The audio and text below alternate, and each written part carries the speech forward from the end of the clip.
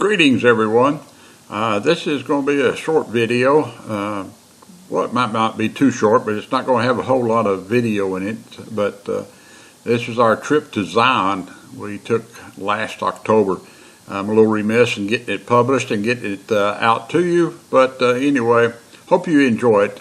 We enjoyed our visit to Zion. Wish we could have spent more time there. It's definitely on one of our do it again list.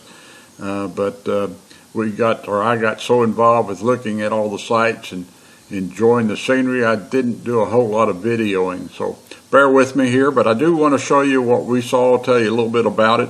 Hope you enjoy it from here. Thank you very much. We stayed at Hatch, Utah. It was about an hour drive down to Zion and about 45 minutes north to Bryce, but it's a good central location. It was a fabulous park right on the river, very quiet, and we happened to meet the host of the park, and they happened to be from Kerrville, Texas, but this is our drive. We pulled up to the gate, and before we left on this trip, we purchased the one-time life membership for Old Koots over 65. We paid $10 for it. Covers both Edie and I. Best investment we ever made. About a month after we bought ours for $10, it went up to $80, and that meant that every time we came up to one of these national parks, monuments, whatever it was, we got in by just showing them our little card. I didn't put all the numbers together, but we must have saved somewhere $80 to $100 on just this one trip. And that $10 card, I understand, or hopefully, as I'm correct, is a lifetime card. So we have a lot of traveling to do on this one card. So stay tuned.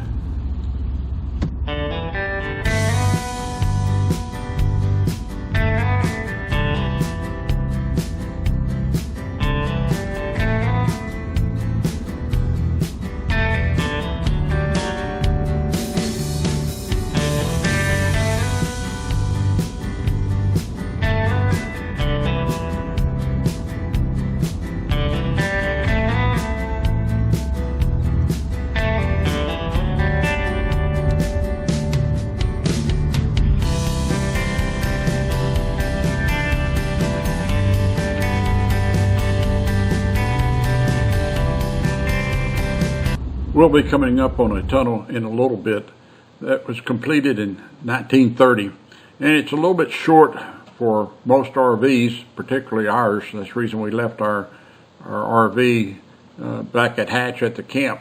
This tunnel is only 13 feet 1 inch at the max and 11 foot 4 inches at the corners.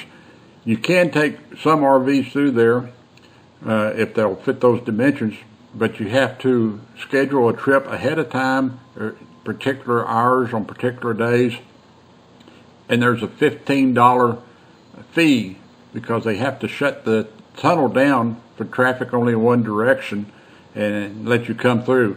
It's the tunnel's 1.1 miles long, has windows into the tunnel, as you'll see in a little bit. Some people said that the miners put those in there so they could get a little fresh air. Some said they put them in there so they could dump the cuttings out and over the side and wouldn't have to haul them as far. Don't know the real story to that. Very interesting tunnel. We went through it one direction, just in single file, and I made a comment, you'll hear in the video, that I hope we didn't have to do this in two-way traffic. But coming out, it was two-way traffic and very tight. I brought the mirrors in. It was so tight because there's not much room in this little narrow tunnel. So it's very interesting. Here we're coming up on it now. We have to stop and wait and let the cars that are coming the other direction come by and clear us before we can head out.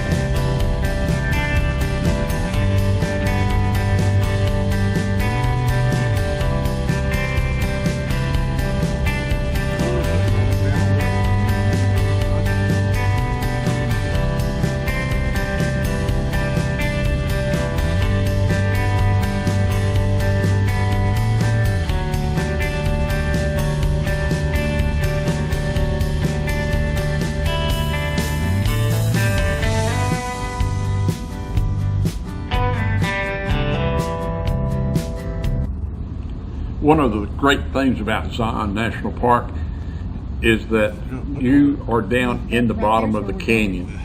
All other, or most other national parks, you're on the rim and looking down into the canyon. But to get from the entrance to the park to the visitor center is a very scenic drive in itself. Few hairpins, steep drop-offs, steep grades going down, and it's a little bit hairy at times. You see a few of the RVs coming out, and they'll be in single file going through the canyon, going through the tunnel. But interesting, and I think that's one of the things that really makes it beautiful is you don't have to spend all day hiking down into the bottom of the canyon. You can drive down there, and then the scenery down there is a whole new environment, and it's just beautiful.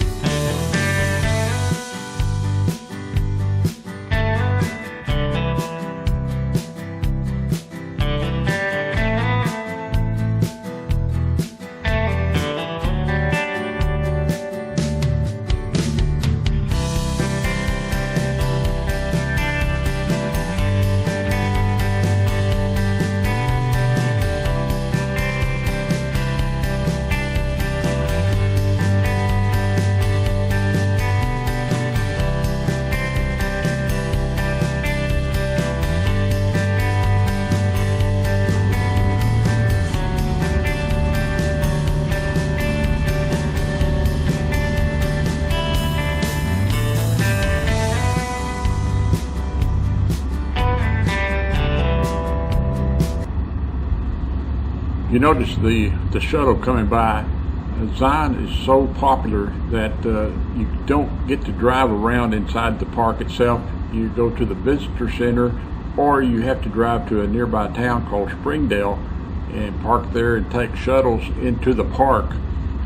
We're fortunate enough, we got an early enough start, believe it or not, that we were able to get one of the very few remaining parking places at the visitor center, which really made the day shorter.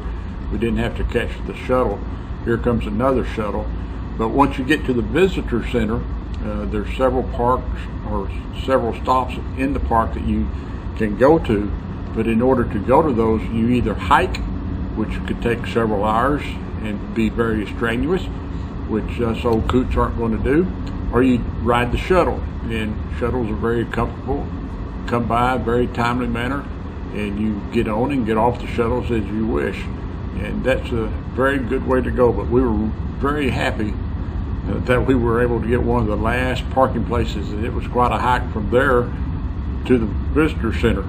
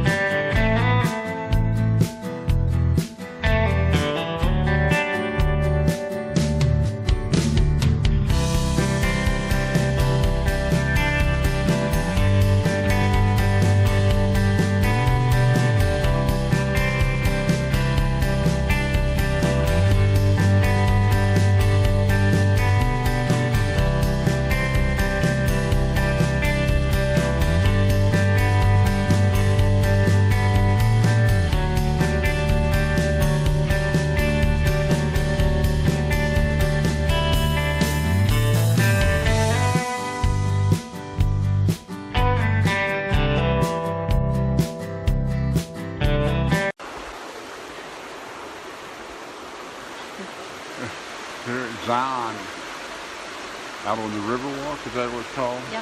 Riverwalk Trail. Easy little trail. Goes to the Narrows.